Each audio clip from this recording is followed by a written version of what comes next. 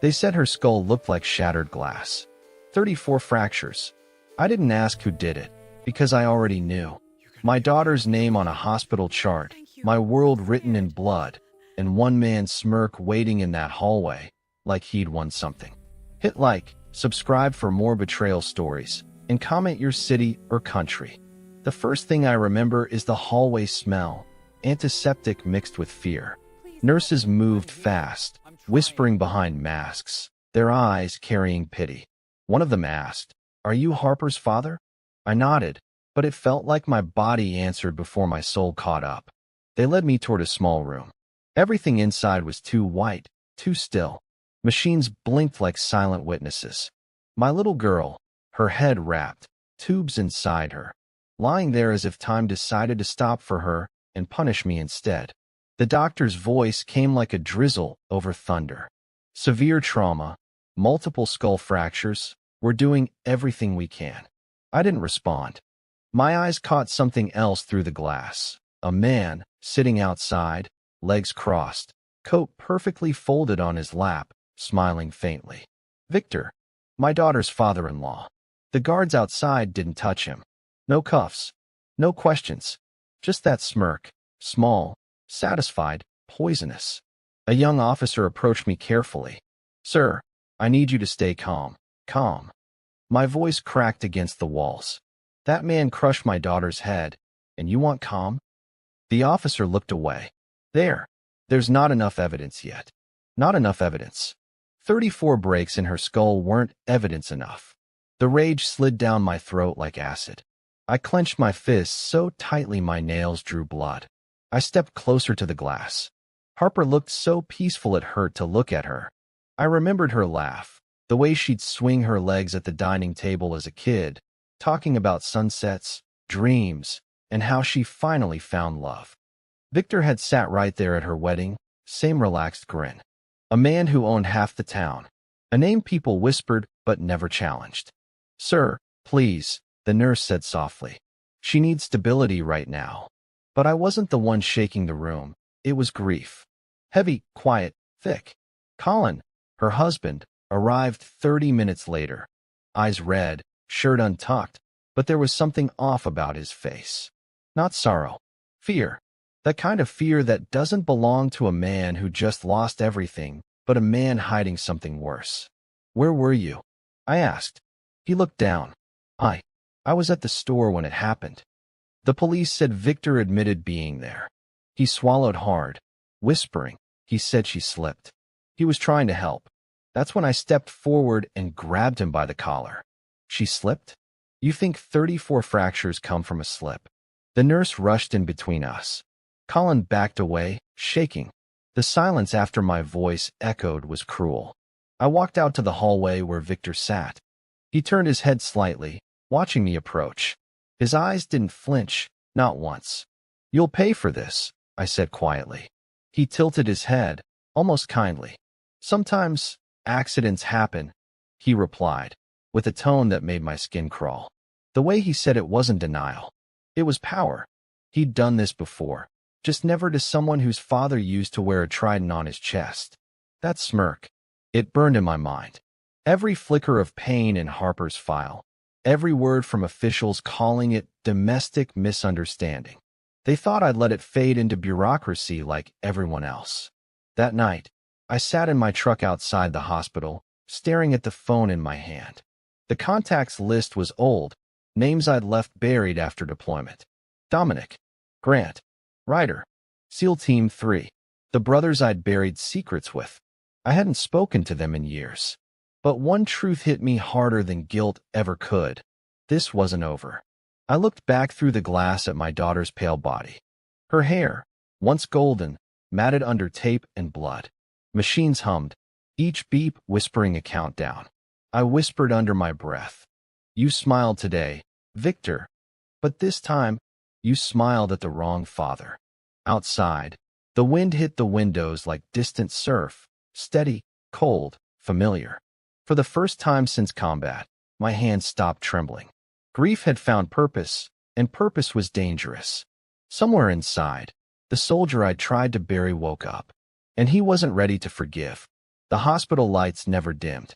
I remember going home once during those first few days, just once, and the silence in that house felt heavier than any battlefield I'd ever walked through. Harper's pictures filled every hallway. Her smile in graduation robes, her wedding dress glowing in sunlight, that proud grin when she told me, "Dad, I finally found someone who loves me the way you always said I deserved." I believed her. I believed him. Colin seemed like the answer back then. Polite, smart, the kind of man who shook your hand with both of his. He came from a fine family, as people said around town. The Prestons.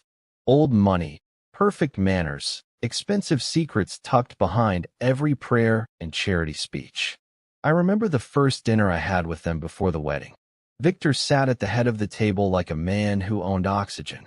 His wife was strangely silent, eyes darting to him before she spoke, like words had to pass his permission first. He stretched that smile across his face and asked, "So, I hear you served. Navy, right?" I nodded carefully. "Good. Men who've seen war understand order. You'll agree, families work better when everyone knows their place." It was supposed to be a joke, but it didn't sound like one. Harper laughed nervously, changed the subject, while Colin said nothing. That silence, the kind that seeps into walls, stayed with me for years. After they married, Harper rarely talked about Victor. But I noticed changes. Small things at first. She stopped posting pictures. She stopped answering calls right away. I'd visit, and she'd smile too much, laugh too quickly, like she was trying to convince me that everything was fine. Once, while I helped fix her porch light, I saw finger marks on her wrist. She brushed it off, said it was from carrying boxes at work. I didn't push. I didn't want to believe something was wrong in her dream life. The soldier in me saw the signs, but the father in me looked away. That's what guilt really is. Realizing the truth was already screaming. I just didn't listen. At the hospital, Colin started visiting more often. He'd sit for 10 minutes, holding her hand without saying a word. His face looked hollow, like someone living a nightmare he helped write. Each time he left, I'd watch him walk straight toward the parking lot instead of checking Victor's condition or asking about the case. One night, after he'd gone, a young nurse named Eliza sat next to me during cafeteria hours. Her hands were shaking as she stirred her coffee. "Mr. Mason," she said, glancing around. "I shouldn't say this, but people here are scared." "Of what?" "Of who?" she whispered. "Victor Preston. He knows the hospital board, the police chief, the donors. He's already called twice, wanted records sealed." The words slid out like broken glass. Sealed. Hidden. Burned. I didn't respond. I didn't need to. That same night, the station called me.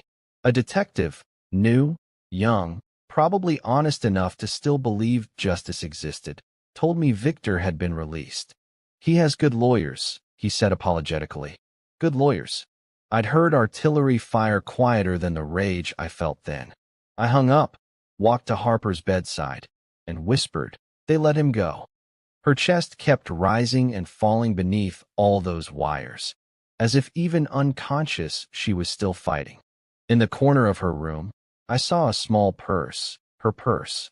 Inside, her old phone, cracked screen, black tape on the back. I knew I shouldn't, but I turned it on. Messages lit up like ghosts. Text from Brooke, her best friend, time-stamped weeks before the attack. "He scares me now. I think he's watching even when he's not here." I told Colin I wanted to move. He told his father. That's when things changed. "If anything happens to me, tell Dad I tried." I froze. That sentence, it carried everything I ever feared and didn't face. The next day, I found Brooke. She lived in a small apartment above the deli where Harper used to buy coffee before work. The moment she saw me, her eyes filled. She knew something, Mr. Mason. She caught Victor handling fake paperwork, some kind of offshore account linked to government contracts. She planned to go public. My breath caught. "She told you this?" "She told Colin," Brooke said, trembling. And 2 days later, he deleted all her messages and said she was confused. I leaned against the wall. My stomach sank like a sinking ship, quiet, Definite. Brooke reached into her coat and handed me something. A small flash drive. She gave me this a week before it happened. She said if she ever went missing or got hurt, you'd know what to do. When I plugged it into my laptop that night, I expected journal entries, maybe a few pictures. But what appeared shattered everything I thought I knew. A hidden camera recording. Grainy, time-stamped. Harper's voice came first, shaking. Dad, if you're watching this, it means things went wrong. I don't know how to stop him. Victor isn't just cruel. He's dangerous in ways people don't see. Then the door in her video creaked open. Victor's voice filled the room. Calm, confident, rehearsed. I told you, Harper, we keep family matters private. There was a flash of movement. The phone dropped, but the sound that followed wasn't a slap. It was a crack that echoed 3 times. Then silence. I slammed the laptop shut before the monitor could finish playing. My pulse roared in my ears. That footage could destroy him, but when I went to the precinct the next morning, the investigator looked lost. The moment I handed over the drive, he excused himself. 15 minutes later, he returned, expression neutral. We can't locate your file. It's been reassigned. Reassigned. Erased, more like it. Back at the hospital, the head nurse told me visitation hours were being reduced due to legal concerns. Victor must have pulled strings faster than I could breathe. He controlled everything. Money, police, silence. That night, I sat beside Harper's bed again, the steady rhythm of machines filling the space between heartbeats.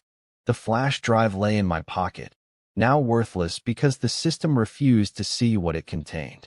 I reached for Harper's hand and whispered, "They think they can bury truth like it's dirt, but I've dug through worse."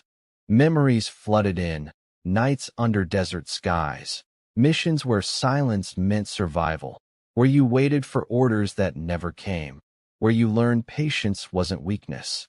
It was precision. That was when Grant called. My oldest teammate, now a private security contractor. He didn't bother with small talk. "I saw the news," he said. "I didn't send anything yet." "You didn't have to. Word travels. SEAL Team 3 doesn't sleep on injustice." "I'm not asking for blood, Grant." "Who said anything about blood?"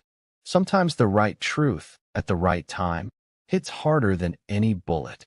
Static hummed before he continued, voice lower, almost cautious. "We've been tracking Victor Preston for years. Money laundering, charity fraud, even traffic in untraceable tech contracts. But no one up top would touch him.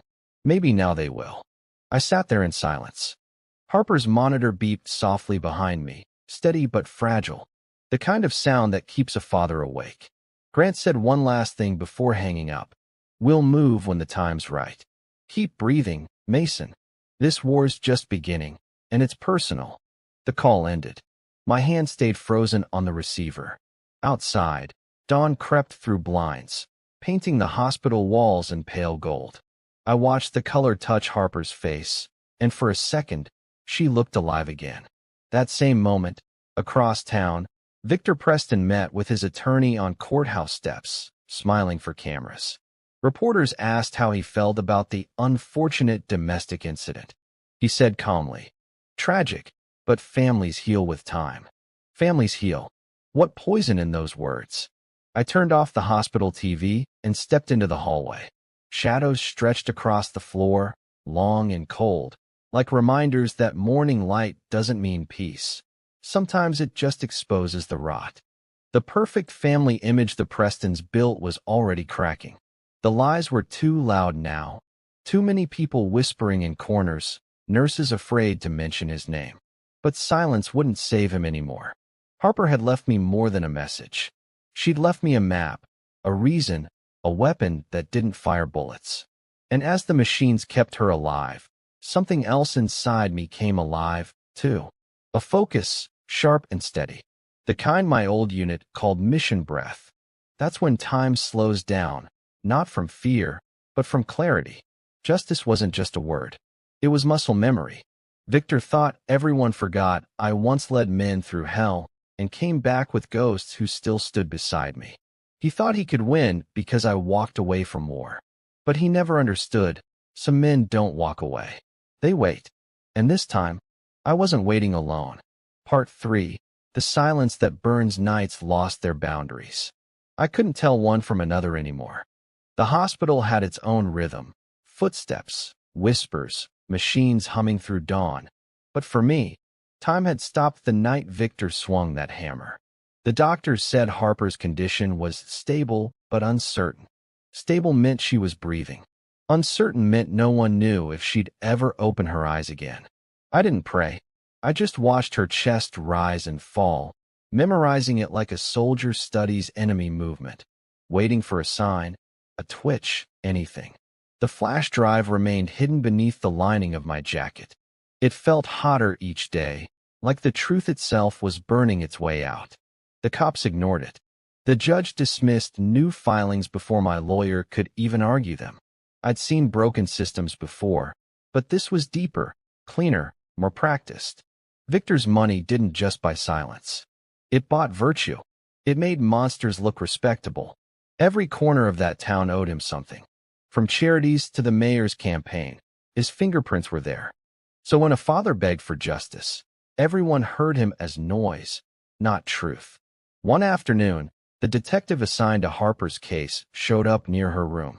Younger than me, eyes heavy with regret. He spoke quietly. I shouldn't be here, but you need to stop pushing this. Your daughter's file is under sealed review by the county board now. Sealed? I asked. He nodded. Means off record. No access. Orders came from the top. I didn't thank him. I didn't curse either. Just turned my back. I'd learned long ago that disbelief was a waste of breath. Better to observe the walls closing in quietly and plan the next move. When I walked back into Harper's room, her nurse, Eliza, was rolling a card out. Her eyes darted to the hallway before she whispered, I transferred wards today. They don't want me near her file anymore. Who told you that? She hesitated. Dr. Phillips. He said ethics complaints might spread if I keep interfering. Interfering meant asking too many questions. I nodded and watched her disappear down the corridor. That same night, through the hospital window, I saw a figure standing by the parking lot. Cigarette glowing, body half turned toward the building. Colin, Harper's husband. I went downstairs, each step heavy, deliberate. He didn't move when he saw me approach, just flicked his cigarette to the ground. Why are you here? I asked. Because I can't sleep, he said quietly. Every time I close my eyes, I see her and him. You could have stopped him. His jaw tightened. You don't understand that man. He doesn't scream before violence. He smiles. And when he's done, he's still smiling. So you did nothing, I said. He laughed bitterly. You think the Prestons let anyone do something without permission? He looked smaller than I remembered. Not weak, just hollowed out from years of submission. Still, pity doesn't erase guilt. When she wakes up, I said coldly, she'll decide what forgiveness means. Not me. I left him standing there in the dark. Behind me, the sound of him crying against the night didn't stir any mercy. The next morning brought a different kind of storm. Harper's monitors started spiking just before sunrise. Nurses rushed in, alarms blaring. Her breathing faltered, for seconds, or forever, I couldn't tell. Then her grip closed around my fingers. Barely perceptible, but real. The doctor called it neural reflex, but I called it hope. That single twitch reminded me of her spirit, never loud, but unbreakable. I pulled my chair closer and whispered, hold on, sweetheart. Your story's still writing itself. Later that day, Brooke came to visit again. She looked pale, anxious. They questioned me at work, she said. Someone from Victor's legal office asked if I'd spoken to you. What did you tell them? Nothing. But I think they're watching me. There's a black SUV parked across my lot every night. Fear had layers. Hers was the quiet kind, the kind that spreads like cold water along your spine. That evening, I returned to the guest room the hospital had given me. My phone buzzed with a message from an unknown number. Mason, it's Tristan. Grant told me you're in deep. Send me the drive location. We have eyes if you need.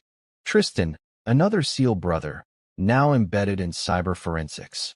I hadn't talked to him since Afghanistan. I typed back one word. Soon. This wasn't about rushing. This was about patience. Victor's empire fed on fear and arrogance. Both were tools I could turn back on him. The next few days blurred into routine. Coffee gone cold, nurses avoiding eye contact, administrators whispering about new legal protocols. I caught one conversation outside Harper's room between two doctors. Preston's attorneys want clinical statements restricted. Why? They're claiming head trauma due to personal instability. Personal instability. They were rewriting her identity while she lay motionless. That word didn't describe Harper. It described a world protecting monsters like Victor. 2 more days passed before another message came from Tristan. Internal checkpoint reached. Your daughter's medical file manipulated. We found an erased log showing unauthorized access. He added a photo, a grainy screenshot of an altered digital ID. Name, Dr. Phillips. The same man who warned Eliza off. I didn't reply. I didn't breathe. Something inside me clicked into precision. Monday night, I stopped Eliza in the hallway. You still trust me? I asked. With my job? Not anymore. She smiled sadly. But with what's right? Yes. I need files.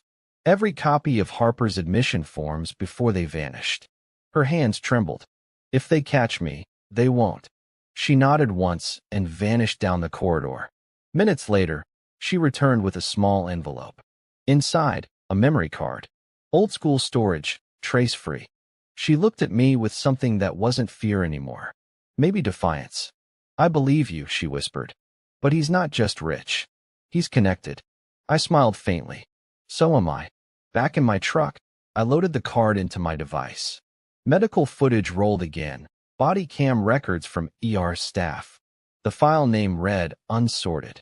Near the end, distorted audio captured Victor's voice during the intake chaos. Don't call the cops yet. I'm family.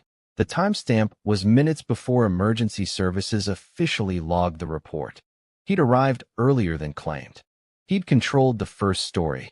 Everything after that was choreography. That night, the old phrases from service briefings came back to me. Control the narrative, control the field. Victor had done both. My turn was next.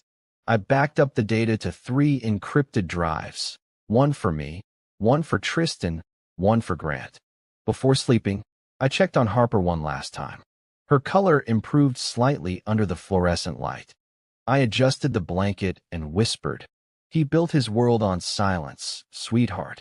I'll make him hear the truth he buried. Then I sat back, letting exhaustion creep in. As I closed my eyes, memories replayed like ghosts at a barracks door. Harper's wedding laughter blending with Victor's voice saying order. Brooke's fear reflected Eliza's courage. Colin's quiet guilt. All connected. Each thread leading back to the same smirk. Only now, that smirk wasn't haunting me. It was guiding me. Because I knew what was coming, what we were about to move. The silence Victor built around this town was about to burn. And I had the match in my hand. Part 4. The video of truth the next morning began with quiet. The kind that feels wrong. Even the hallways of the hospital seemed heavier, like the air itself understood something massive was about to shift. Grant called before sunrise. His voice was calm, steady, the same tone he used to use before missions. Tristan sent me the files from the memory card, he said. You were right. There's more beneath the surface. Preston isn't just guilty of assault.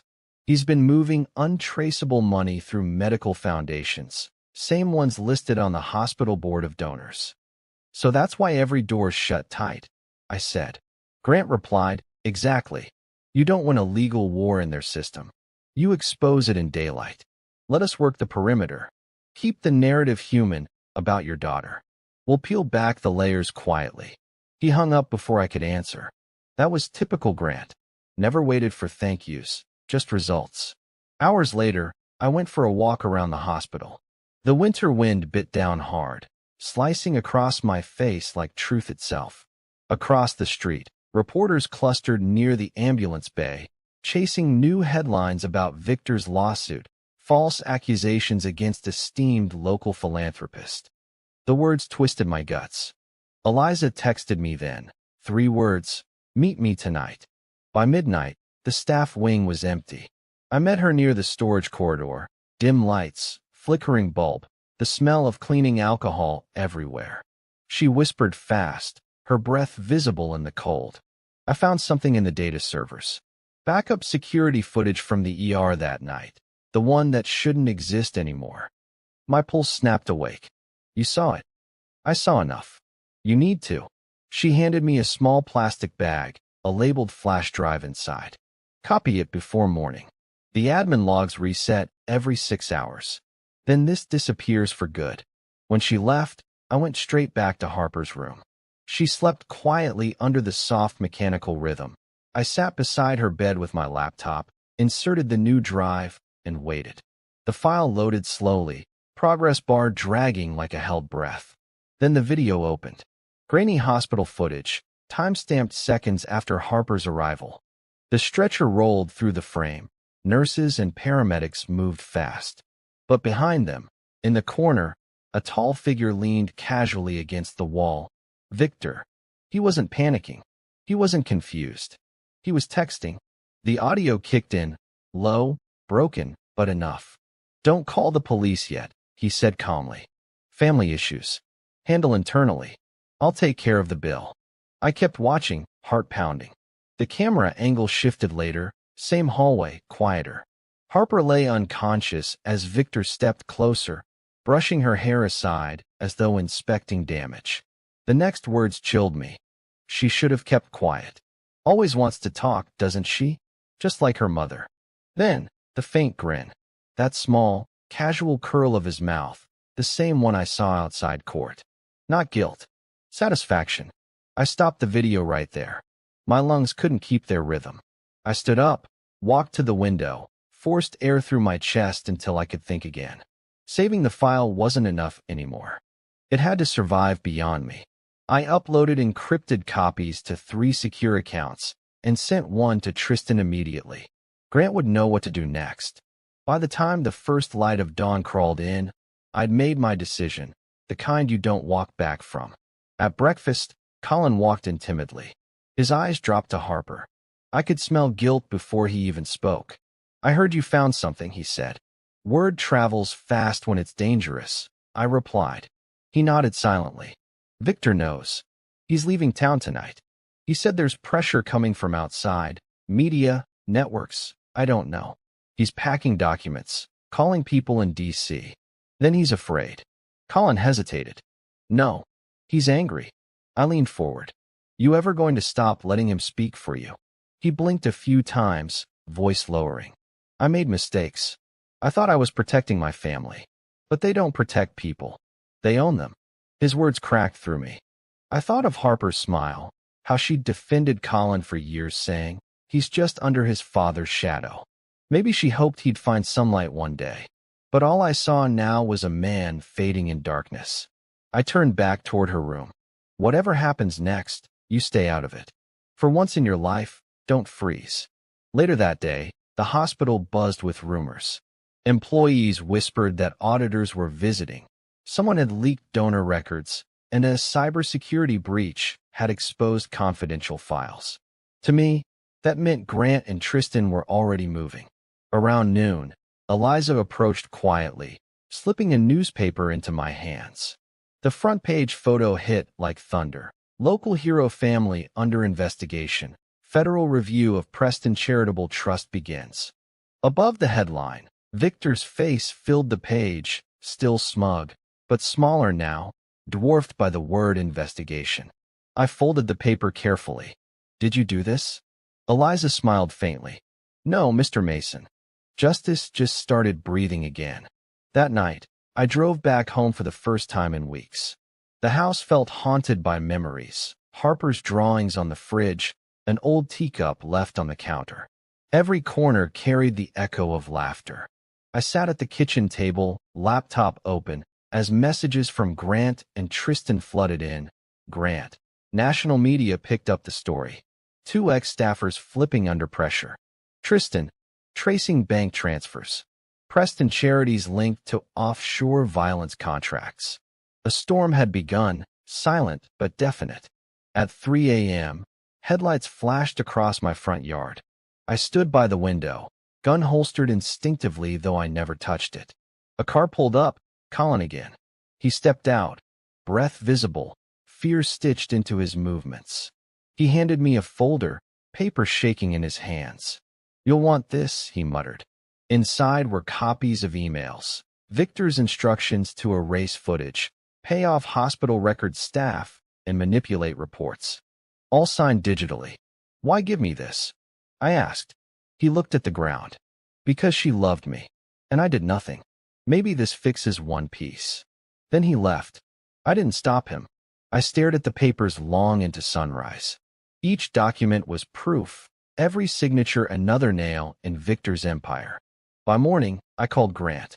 "It's time." He didn't ask what I meant. SEAL minds don't need explanations. "Understood," was all he said. Team 3 is watching. No violence, just exposure. At the hospital later that day, the media finally swarmed. Cameras, reporters, chaos in polished shoes.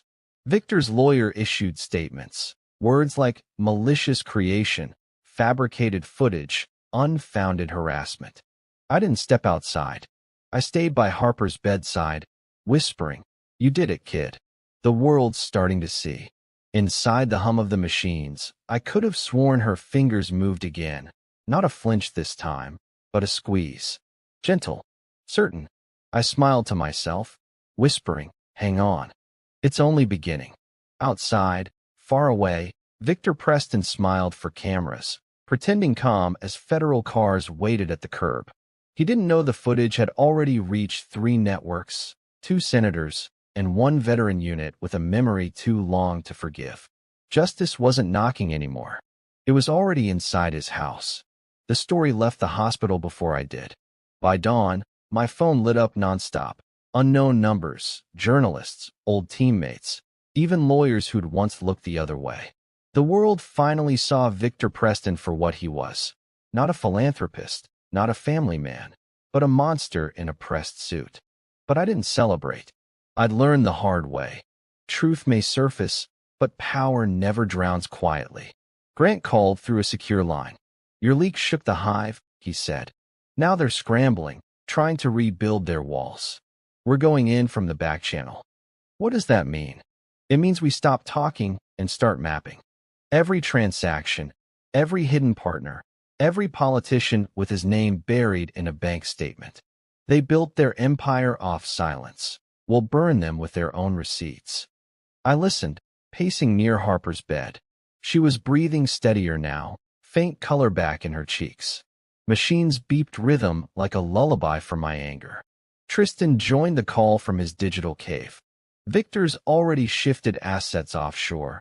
Luxembourg, British Virgin Islands, Cayman.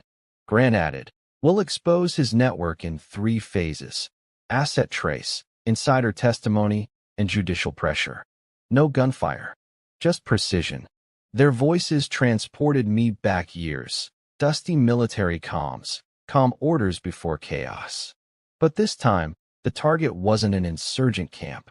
It was a man who wore religion, reputation, and heritage as armor. I said quietly, "Let's move." While SEAL Team 3 worked behind screens and contacts, I handled the front-facing war, the human side. Court filings, social pressure, emotional leverage. Brooke testified first. Her tremors quieted once she faced the judge, explaining how Harper had confided in her about Victor's manipulation, the constant threats, the night she thought she wouldn't survive.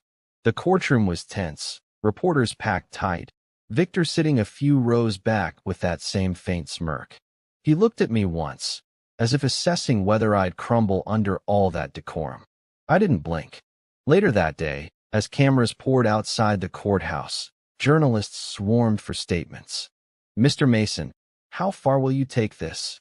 I said simply, "Until silence costs more than truth." That became a headline within hours. Days passed. Sleepless nights turned into data reviews, old files, buried trails of corruption. Every thread we pulled revealed 3 more knotted beneath it. Tristan hacked into cloud servers holding Victor's foundation audits and found payments disguised as family care grants. The recipients? Lobbyists, hospital executives, judges' relatives. Grant's team cross-referenced logs, political donations, trafficking reports, missing evidence linked to multiple domestic abuse cases dismissed under administrative error. Victor had turned family tragedy into business. The man wasn't untouchable anymore, but he was dangerous when cornered. By midnight Wednesday, I received a text from an unknown number. Stop digging or your daughter flatlines next. Consider this your last courtesy. The message had no sender data. Tristan traced it back to a burner near City Hall. I forwarded it to Grant. He replied, "Understood. Operation Theta moves tonight." I stayed at the hospital anyway. Fear only works when you run from it. I spent the night reading Harper's old diary, rediscovering parts of her I used to overlook when life was too loud. Pages filled with gentle phrases. He's controlling, but I believe there's still good. Another entry. Dad would say never confuse silence with peace. Maybe I forgot that. Her handwriting cracked open something inside me. The beeping of her machine synced with rain tapping outside. The nurse checked vitals, smiled faintly. She's stronger. That word stuck. Meanwhile, halfway across the country, SEAL Team 3 moved like ghosts. Through an ex-intelligence contact, Grant gained access to Victor's corporate warehouses, storage sites labeled as medical logistics depots. Inside, they found more than documents, encrypted hard drives, offshore ledgers, and private ledgers connecting Victor to international contracts. Grant called me at dawn. "You'll want to sit down." I'm already standing. Victor moved blood money through veteran relief funds. The same funds that paid for Harper's hospital. It's poetic and foul at once. I closed my eyes, jaw tightening. Every ounce of rage that survived war returned tenfold. Tristan breathed through static. "Mason, we can route his entire network through federal audit, trigger mandatory disclosure. But we'll need one final public pressure event." "What's that supposed to look like?" Grant answered softly, "You." It started with one decision, showing Harper's video publicly. Not to a courtroom, not to a bureaucrat, but to the people. We planned it quietly, a live broadcast through verified veteran channels and advocacy groups. I'd narrate what happened, release proof in real time, piece by piece, while the network team flooded legal departments with concurrent data dumps. It was tactical storytelling, the same way soldiers time explosions to break enemy communication. The night before going live, I walked into the hospital garden, wind slicing through the branches.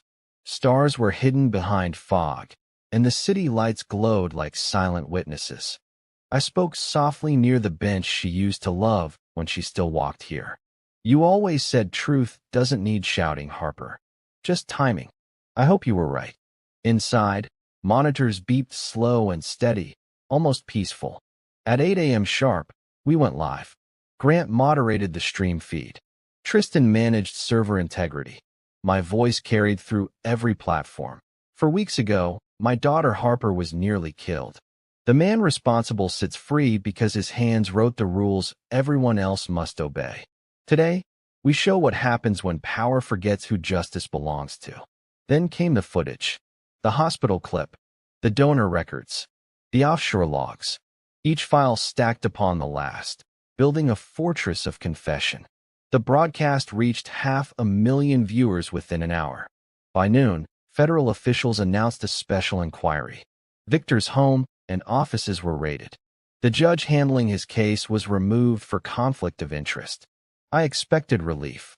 Instead, I felt hollow.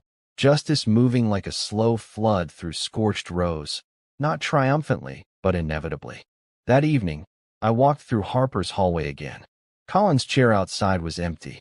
The nurses whispered that he'd checked himself into therapy.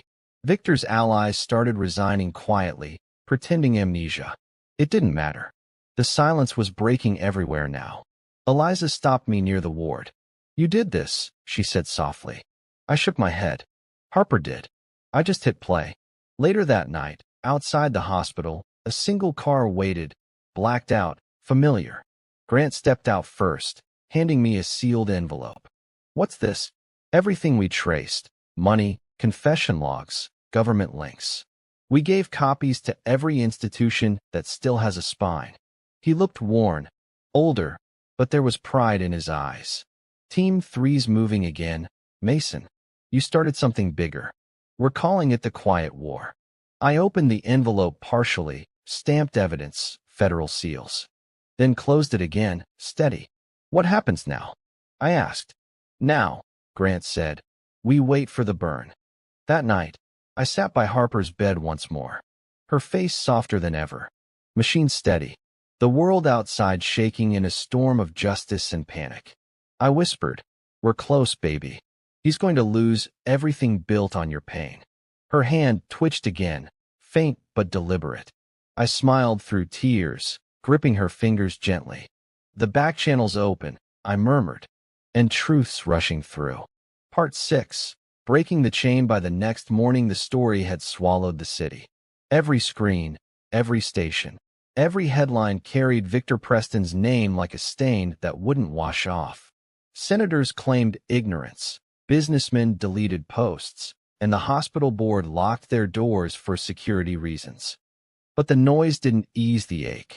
Justice was moving, yes, but Harper still slept, untouched by the world's sudden conscience. Eliza met me in the corridor, voice low. You should know, Victor's lawyers filed a defamation suit. It's big. They're saying the footage was manipulated. I almost laughed. He's suing me for telling the truth? They want to bankrupt you before trial even starts. Typical Victor. When power fails, crushed through process. I didn't answer. I just walked down to Harper's room. The sunlight broke through the blinds, catching the pale blue of her hospital gown. For a heartbeat, she looked more alive than yesterday.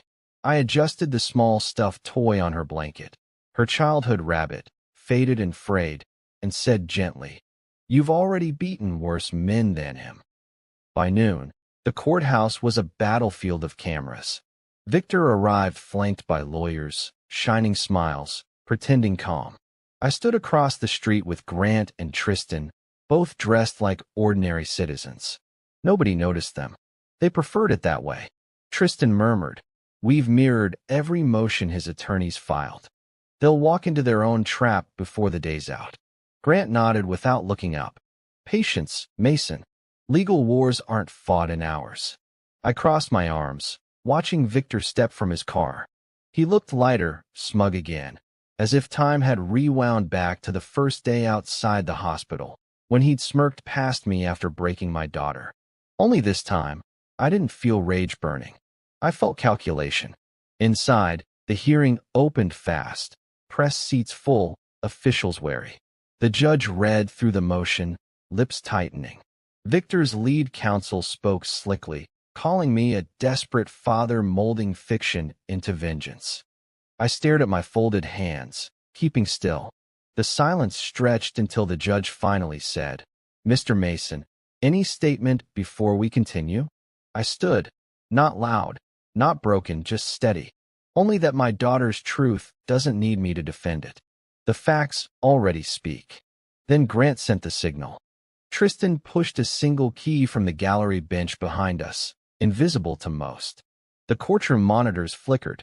One screen replaced the legal document with a live feed, an encrypted upload, fed straight from independent forensic labs. Timestamps, metadata, and hospital logs authenticated down to microseconds. It proved the recording was untouched. The room froze. Victor shot up, shouting, This is interference. But the judge banged the gavel, thundering for order. For the first time, cameras caught something new in Victor's expression, panic. The kind his money couldn't buy him out of. The court recessed under commotion. I stepped outside for air. Tristan appeared near the steps, phone in hand. You just won the defamation case before it started, he muttered. Federal Bureau already called. They're freezing some of his assets pending investigation. I exhaled slowly. That's one chain breaking. Then Colin appeared from the edge of the crowd. He looked smaller than ever, beard grown, coat wrinkled, but his eyes carried weight. He walked up cautiously. "I want to testify," he said. "About what?" "About everything.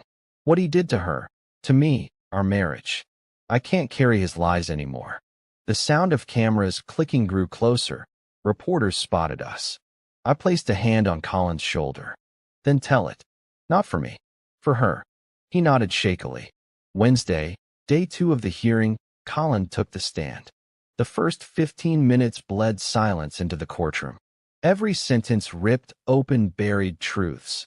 Victor controlling their finances, threatening Harper's career, forcing her to attend public events while bruised, manipulating her guilt. The most brutal moment came when Colin confessed that he'd recorded parts of the abuse, the same footage Harper tried to hide before fleeing. He broke down mid-sentence, his face buried in trembling hands. He said if I stopped him, I'd lose everything. And I believed him. Gasps filled the room. No one looked at Victor, not even his lawyers. When the judge finally excused the witness, Colin didn't look up as he passed me. Just murmured, "I'm sorry." I didn't answer. Sorry wasn't currency I needed. But I saw something in him. A man waking up too late, maybe redeeming himself inch by inch.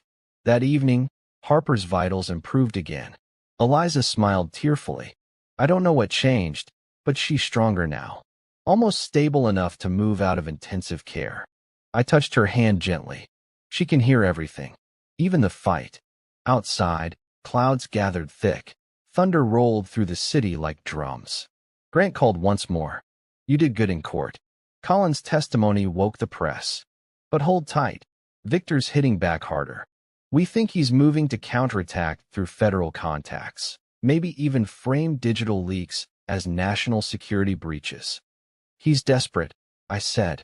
Grant replied, "Desperate men leak loud. We'll be ready." By midnight, the rain turned heavy, washing the courthouse steps clean. Inside, Victor's attorneys filed urgent appeals that went nowhere. For the first time, his empire began to feel the weight of exposure. Lawsuits multiplied. Sponsors vanished.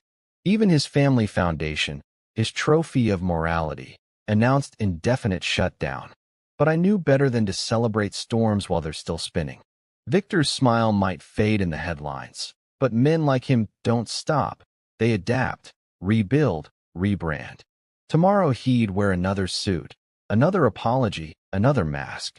I stayed the night beside Harper, whispering her mother's old lullaby under my breath. The wind outside cut through window seams. Machines hummed, soft and steady. Her hand moved again, fingers curling faintly around mine. It wasn't reflex this time, it was pressure. Simple, deliberate pressure. For a minute I froze, afraid I was dreaming it. Then her eyelids trembled. A faint sound escaped her lips, broken, fragile, but real. "Dad." Every nerve in my body stopped firing. I stood, leaned close, trying not to shake. Her eyes struggled open, cloudy at first, then clearer. She blinked against the harsh light, whispering, Is it over?" I swallowed hard. "Not yet, but we're close." Her breathing quickened. She tried to speak again, voice cracking. He said you'd never win. He said people like us don't matter." I took her hand, steady now. "Then let's show him how wrong he was." She smiled faintly before drifting back to light sleep. I stayed there long after, the storm pounding the windows, lightning flashing across the glass. Somewhere downtown, Victor's army of lawyers collapsed under the weight of evidence. The judge delayed hearings indefinitely, pending criminal indictments. But I didn't need the papers to tell me what was coming. I'd seen it in Harper's half-smile, the kind of strength no verdict could match. The chain Victor wrapped around this family was finally cracking, every link snapping one breath at a time. And now that she was awake, I knew the next part wouldn't belong to me alone. It would belong to both of us. Morning light poured through the hospital windows like a promise too bright to trust. For weeks that building had been my prison and my battlefield, but that day, when Harper's eyes finally opened again, it became something else, a command. She was awake, which meant the truth couldn't sleep anymore. Her voice was a whisper, rough but steady. "What will happen to him, Dad?" I didn't answer right away.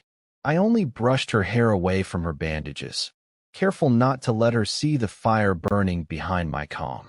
"We'll let the law finish what we started," I said quietly. Her lips curled into a faint, bitter smile. Law only listens to money. She wasn't wrong. The trial had already turned into a circus. Victor's attorneys filed new motions daily, each one a distraction dressed in expensive Latin. His PR machine pumped interviews, paid clips, public apologies, even fake charities promising domestic awareness. The networks that once praised my stream now flooded with debates, talking heads asking whether my emotions clouded my judgment. But silence wasn't an option anymore. Too much had been buried under polished lies. When I returned to the courthouse, the air itself felt sharpened, the kind of tension you could cut with memory. Cameras lined the walls, but inside the halls it was strangely cold, all marble and murmurs. Grant stood waiting by the far bench, phone in one hand, military posture unbroken. "Round two," he muttered. Tristan's voice buzzed through his earpiece. "Systems ready. We're feeding new evidence into open-source channels right now. Everything signed by Victor. No one can suppress it this time." I nodded once, then stepped toward the chamber doors. The trial wasn't about guilt anymore. Everyone already knew he was guilty. It was about power, whether truth could still win when facing everything money could buy. The bailiff called names. The judge, old and tired, peered down over half-moon glasses. "Case 2196, Preston versus Mason." Cross-examination resumed. Victor sat across the aisle, still immaculately dressed, still smirking. But something in his eyes had changed, smaller, tighter. Fear hides well, but not for men trained to see it. Colin sat directly behind me, pale, wrecked, but present. He'd been clean since the hearing, therapy, truth, maybe forgiveness. Harper didn't ask about him yet. I knew that day would come, but this wasn't it. Victor's new attorney rose, young, aggressive, all confidence and contempt. "Your Honor, we motion to dismiss all forensic evidence presented by the defense as tainted. Metadata shows military interference." I caught Grant's faint smirk from the gallery. Tristan instantly patched live updates into the courthouse projector. A map of verified digital trails appeared across the screen, every timestamp aligned with independent third-party verification. The lawyer's confidence cracked. The judge leaned forward, irritated. "Tainted, counselor? It appears airtight." The attorney stammered. Victor glared at him once, and the man folded. The courtroom fell to silence, except for the sound of my own heartbeat syncing with Harper's faint memory from that hospital room. The judge shifted his tone. "Before we proceed, the court recognizes a civilian witness request. Nurse Eliza Kane." My head snapped up. She entered quietly, holding a tablet pressed against her chest. Victor's expression faltered just slightly. Eliza took the oath and began steady despite shaking hands. "I was on duty the night Harper Preston was brought in. I saw Victor enter without medical clearance. I heard him tell staff not to call police. I filed an internal incident report." The prosecutor frowned. "That report was never logged, Miss Kane." She lifted the tablet. "Because he had it deleted. But I kept a copy."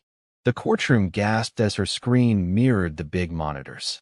The log appeared, time-stamped, witnessed digitally, containing exact dialogue Victor spoke in that emergency hall.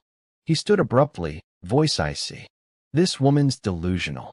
But then, from the back row, Tristan fed in the corresponding security image, Victor himself, frozen on camera mid-sentence, mouth caught forming the same words, "Don't call the cops yet. I'm family." The silence that followed wasn't ordinary quiet. It was the kind of quiet that thickens, waiting to swallow someone whole. Victor sat down, lips pressed together.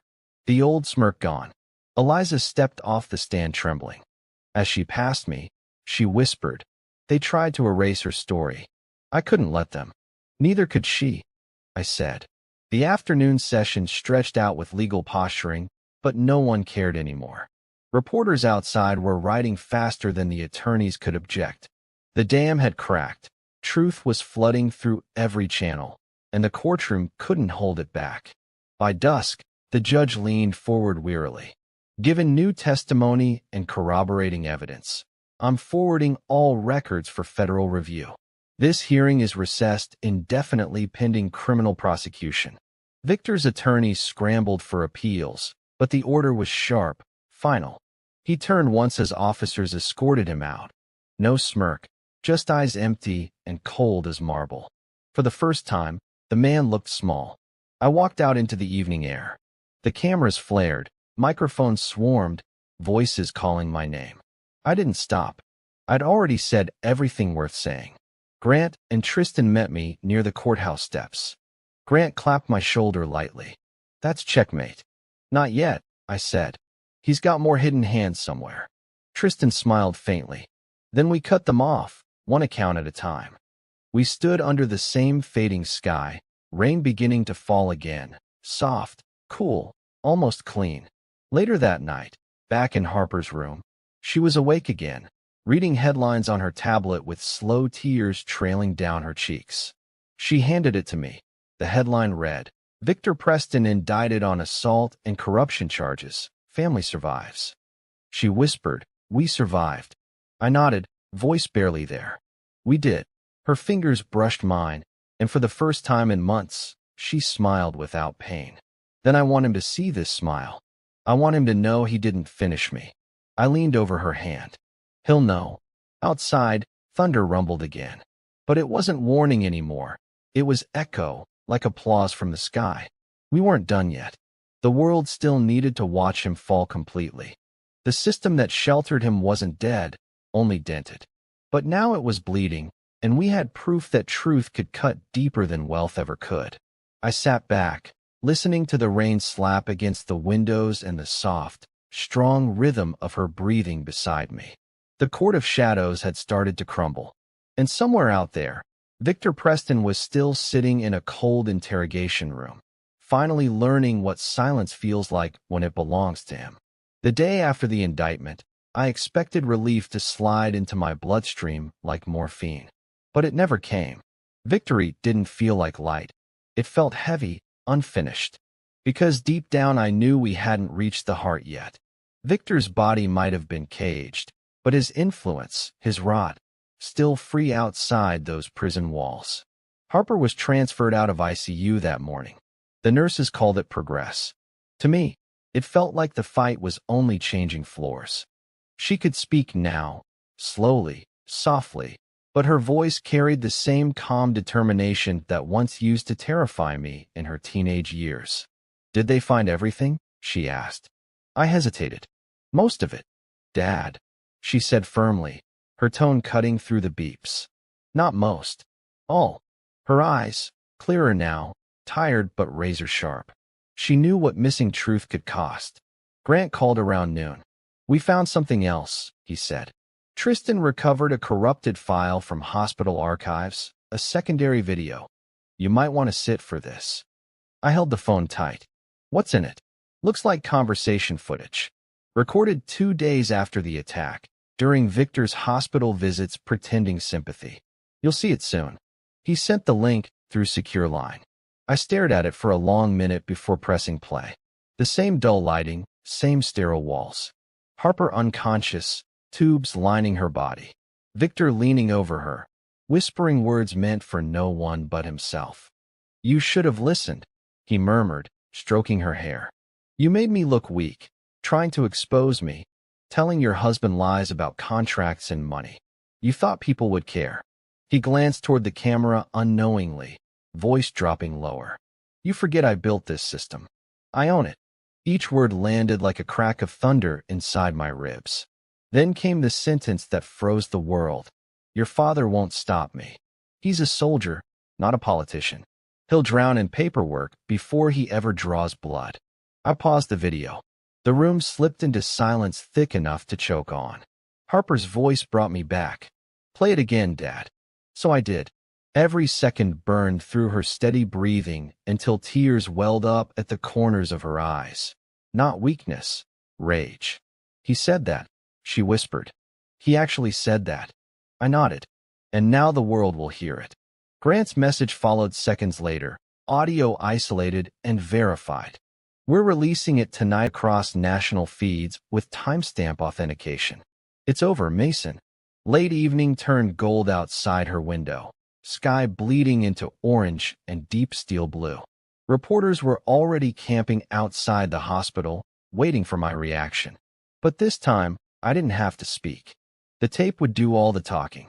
Colin appeared quietly near the doorway. He looked different, still wrecked, but trying. I saw the broadcast notice, he said softly. I came to see if Harper wanted me here. She stared at him for a long moment, eyes unreadable. Then, to my surprise, she simply nodded. Stay. One small word. But it held forgiveness he didn't deserve, and maybe that's what hurt him most. The news aired at 8 p.m. sharp. The footage rolled uncut, sound crisp, Victor's voice impossible to deny. No more debate, no more filters. Just his own confession, played on repeat. Calls flooded newsrooms. Every agency, every government department began scrambling. Judges reopened dormant files. Lawyers who'd built careers under Victor's patronage suddenly issued press statements about ethical reassessment. For decades, the man had crafted the illusion of control, a puppet master above consequence. In 3 minutes of unfiltered truth, it shattered. By midnight, the hospital corridors were eerily calm again. Eliza passed by my chair and whispered, "They took him into federal custody an hour ago." I looked at Harper. Her expression didn't change. She just reached over, softly squeezing my hand. "You think justice feels good," she said faintly. "But it's just quiet now, isn't it?" I nodded slowly. "Quiet's better than buried." Grant texted again. "Press wants an interview. Veterans Channel. You sure you don't want to talk?" I typed back. "No speeches. No fame. Just truth." He replied with a single line. "Understood." Operations complete. Sometime around 2 in the morning, I stepped outside for the first time in days. The city was hushed, streets washed clean from night rain. I walked past the old diner where Harper used to drag me on weekends, where we'd argue over syrup proportions and laugh until closing time. Now it was dark, empty. The neon sign flickered, half-lit and trembling, like the world learning to breathe after holding its breath too long. I thought about Victor sitting somewhere in a holding cell, stripped of silk suits, gold watches, and control. Maybe now he'd understand the sound of silence when nobody feared you anymore. Justice wasn't vengeance.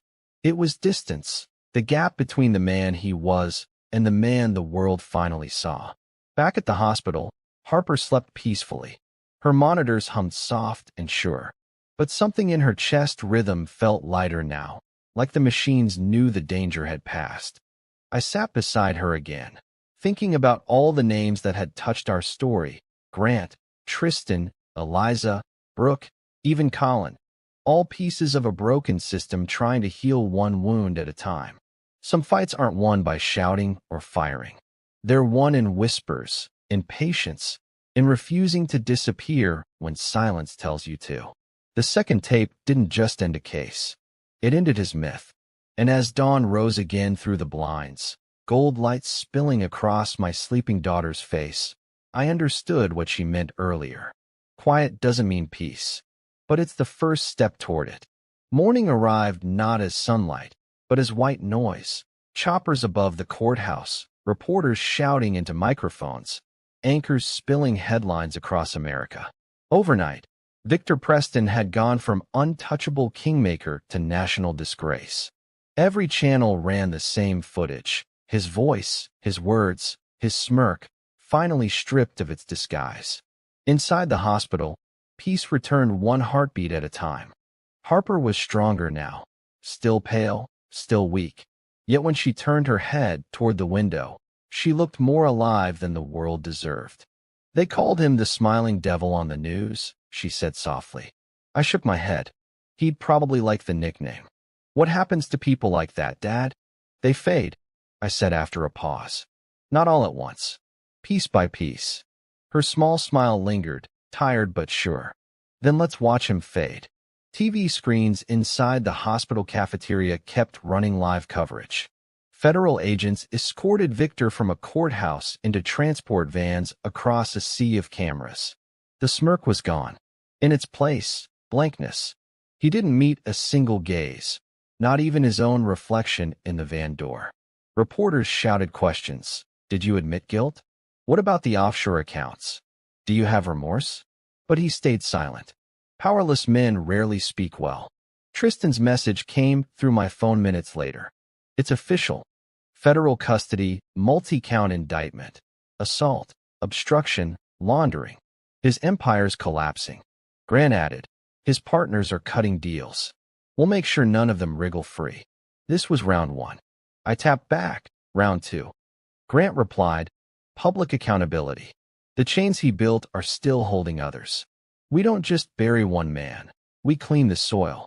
That afternoon, the nurses surprised Harper by rolling her bed near the rooftop terrace. She hadn't seen open sky without glass since the attack. Color spilled across her face for the first time in weeks. Wind brushed her hair as she whispered, I can still smell the air from that night. I looked straight ahead. You don't have to remember it forever. I don't, she said quietly. I just need it to mean something. Down below, cars streamed endlessly through the city. Somewhere in that sprawl, people were finally talking. Not whispers, not fear, but stories. Survivors came forward, women who'd been silenced for years by the Preston Foundation's hush contracts. Local papers ran exposés. Senators demanded hearings. The ripple was turning to current. Harper turned toward me. You ever think revenge and justice feel the same? I shook my head. No. Revenge ends with blood. Justice ends with breath. Right now, you're breathing. That's justice enough. She smiled faintly.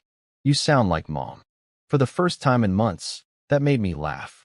I'd almost forgotten laughter had a place here. 3 days passed. The federal inquiry widened. Preston Industries' accounts froze. International warrants trickled out. His boardroom allies either resigned or vanished into legal protection deals. Each evening, new evidence surfaced. Emails, voice clips, documents. But none of it carried weight compared to the video Harper left behind. Her truth had become the weapon no one could silence. At night, I visited her bedside after work hours ended. We'd sit in quiet, watching city lights pulse through rain. She asked about my old SEAL brothers, whether they'd stay involved. I told her they moved how storms move, quiet, coordinated, never seeking thanks. Dad, she whispered one night, why didn't you give up? After everything, I looked at the 4 fluid dripping light like tiny crystals. Because giving up would have kept him alive, even behind bars. You beat him by surviving. She nodded a little. Then maybe I should live good enough to annoy him forever. That made both of us smile. Late one evening, near midnight, I took a walk outside the hospital. Rain fell again, soft like forgiveness. Across the street, a man in a gray hoodie handed me a sealed envelope. No words exchanged. Grant's network at work, always unseen. Inside were printed photos, federal intake shots. Victor in orange jumper, eyes dull, blank, stripped of his arrogance.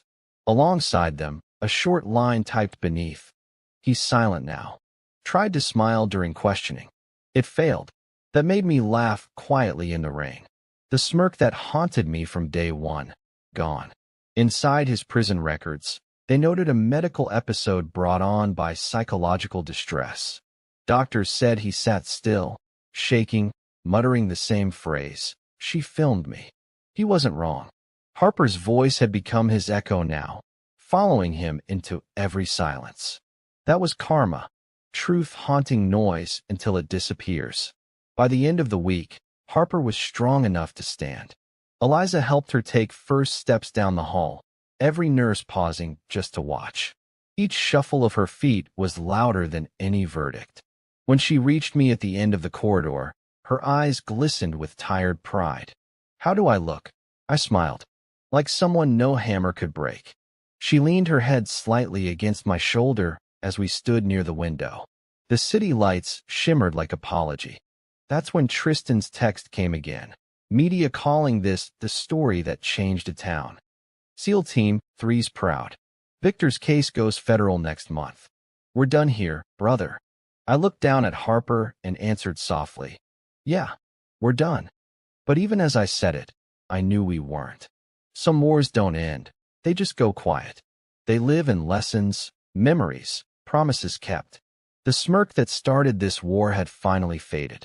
And in its place grew something better, strength that didn't need noise to be seen. That night I sat by her bed one last time, rain whispering against the glass.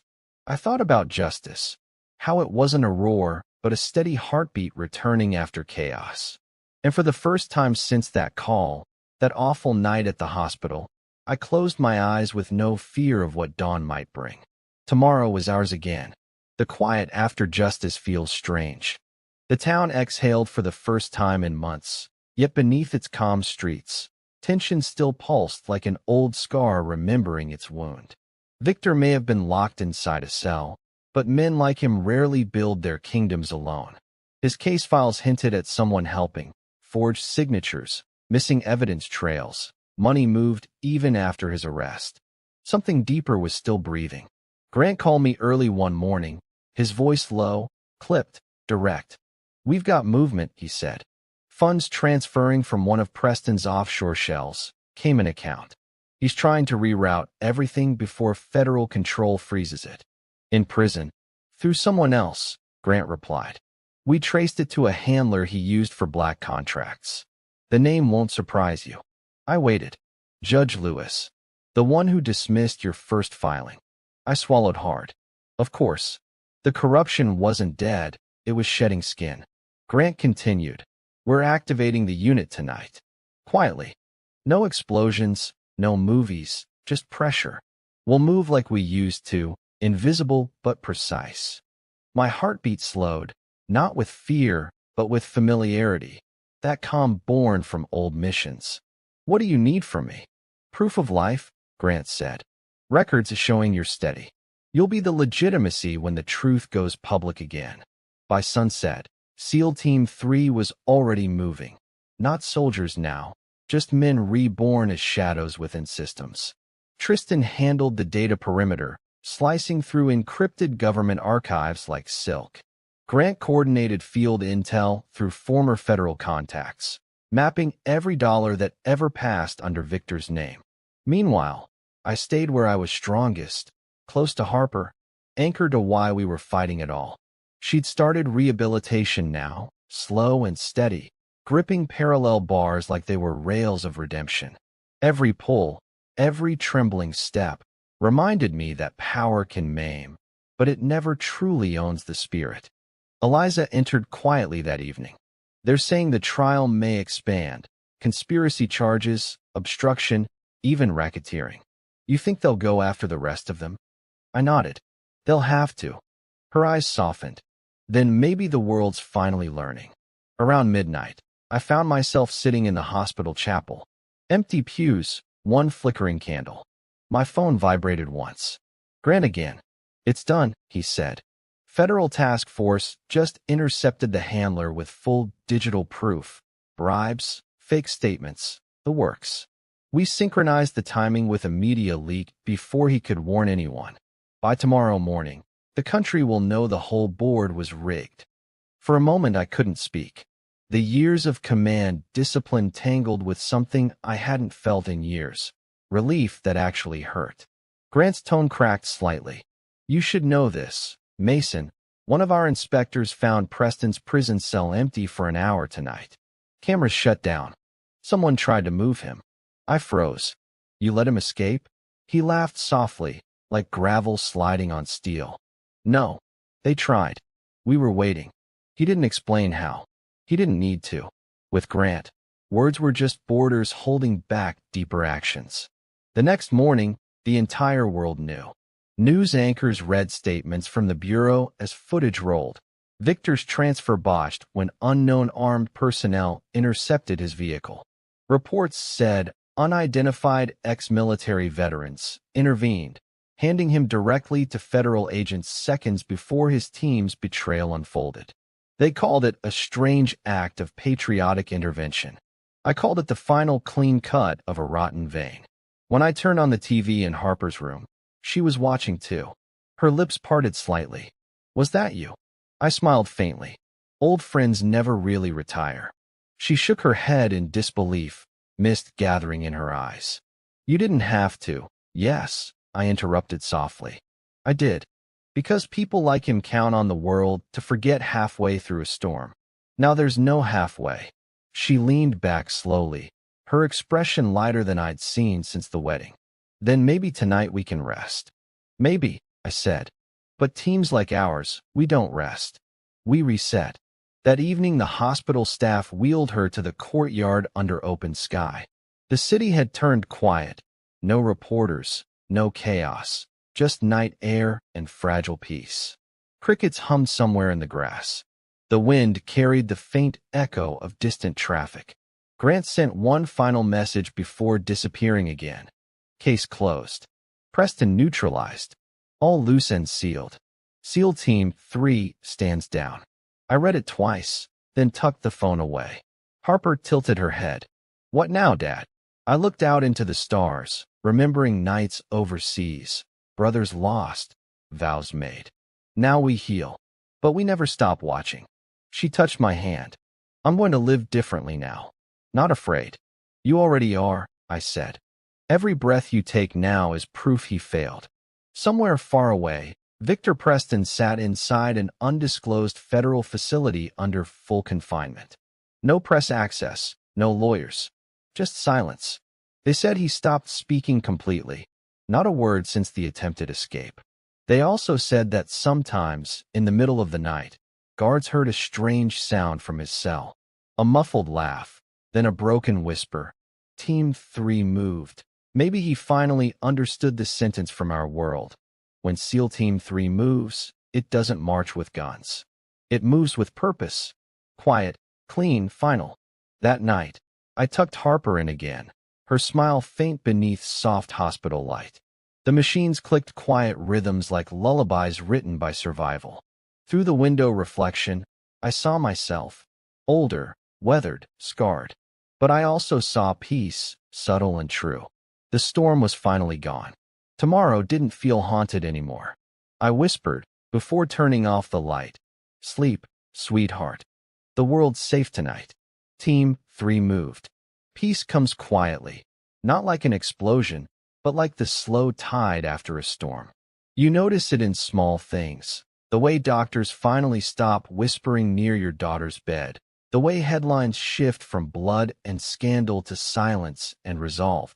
The way the morning light feels honest again. Weeks passed. Harper moved her fingers without effort now, her laughter slipping back into the world one breath at a time. She could walk short distances, talk longer, remember everything except fear. Maybe forgetting fear is the only real miracle people ever get. The court declared Victor Preston permanently confined, his wealth seized under federal law.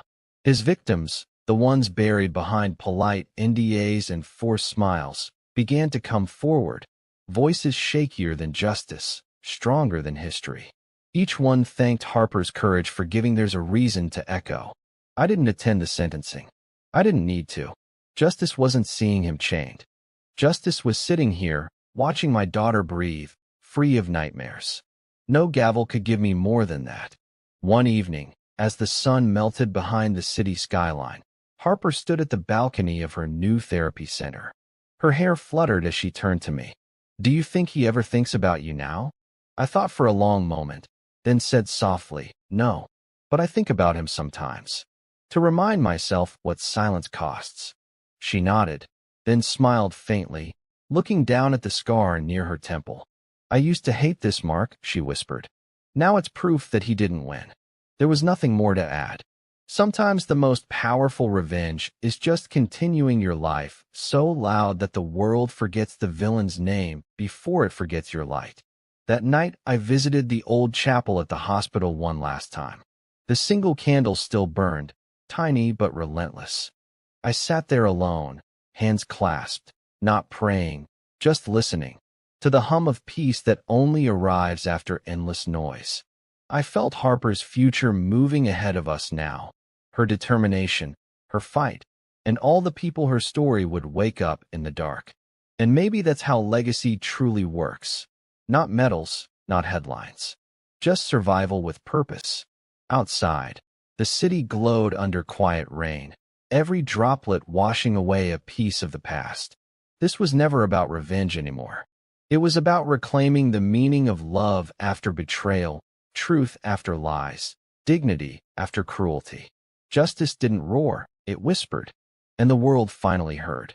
As I packed up to leave the hospital for good, Harper hugged me and said, "You did it, Dad."